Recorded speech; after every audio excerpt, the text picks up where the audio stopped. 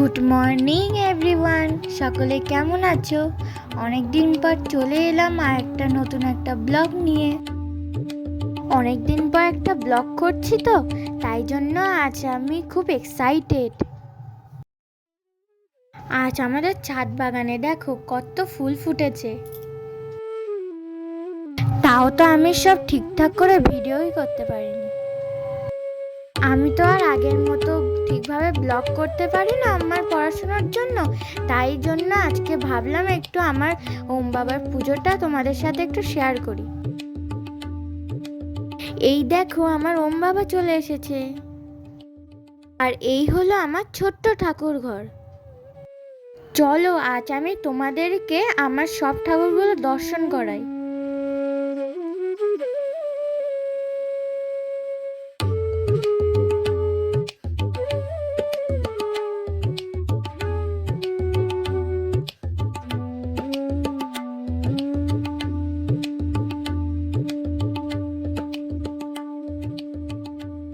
এই হলো আমার ছোট্ট রামলালা।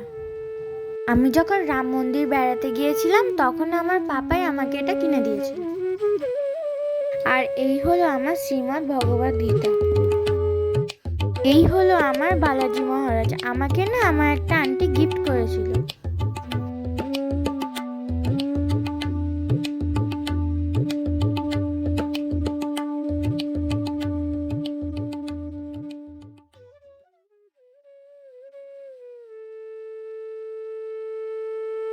চলো তোমাদেরকে এবার দেখাই আমাদের গাছে কত ফুল ফুটেছে।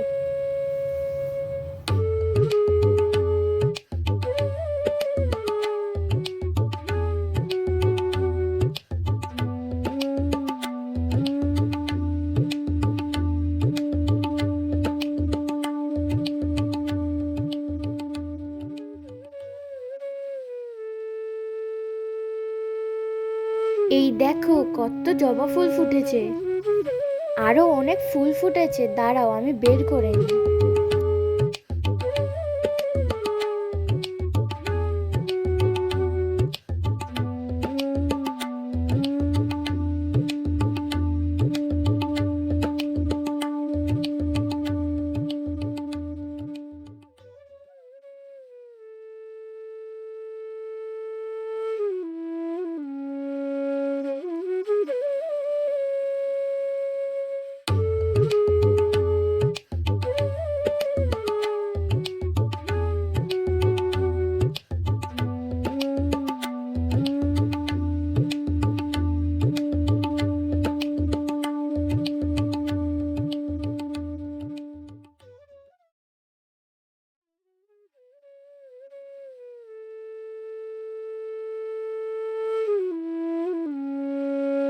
এই চাপা ফুলটা আমাদের গাছে, কিন্তু এই বেল ফুলটাও আমাদের গাছে।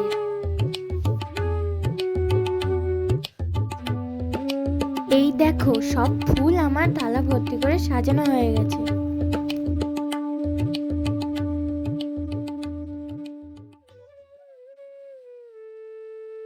চলো এবার তাড়াতাড়ি পুজোটা করে নিই।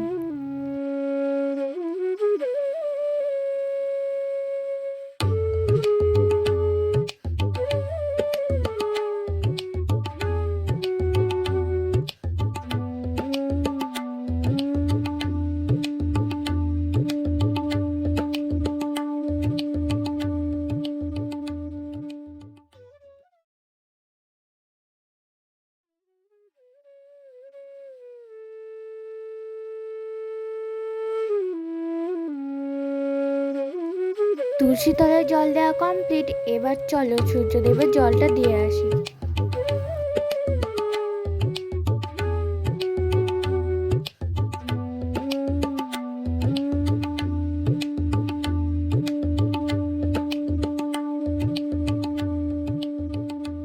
আমি কিন্তু প্রতিদিন ওম বাবাকে স্নান করাই। তোমরা কে কে আমার মতো প্রতিদিন ওম বাবাকে স্নান করাও কমেন্টে বলবে কিন্তু।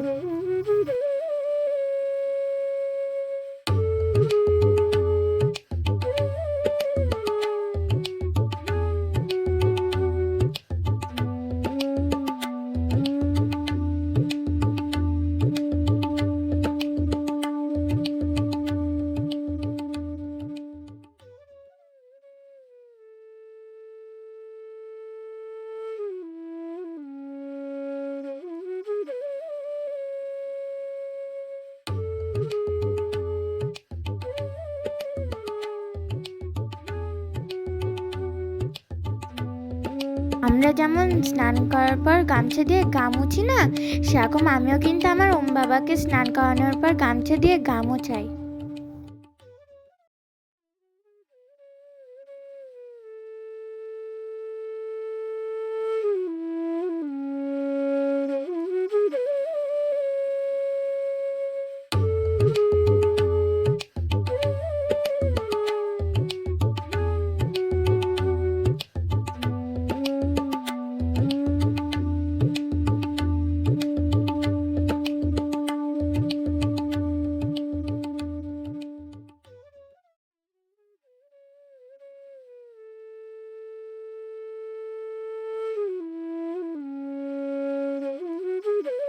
আমার ওম বাবার মতো আমার নন্দী মহারাজটাও কিন্তু খুব কিউট।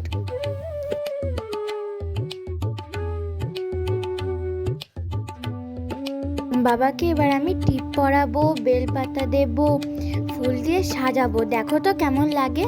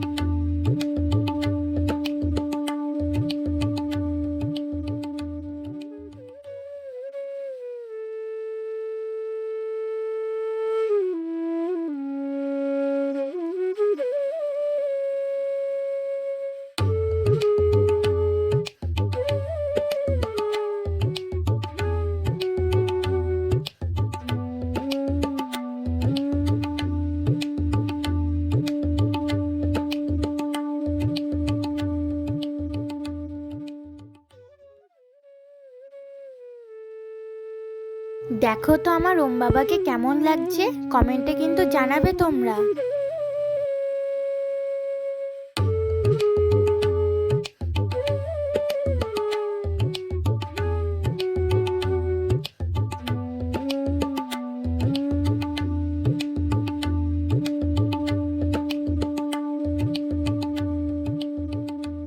এবার আমার ওম বাবা নিজের জায়গায় চলে গেল।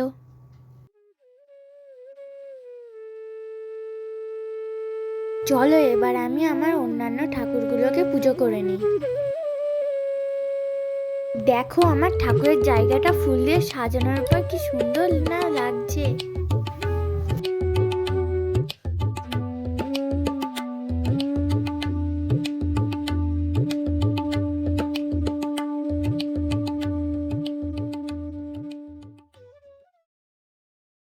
আমার পুজোর এখনো অনেক দেরি, আমি এখনো মন্ত্র বলবো, জপ করব, তাই জন্য এই ব্লগটা এখানেই এন্ড করছি। Bye bye.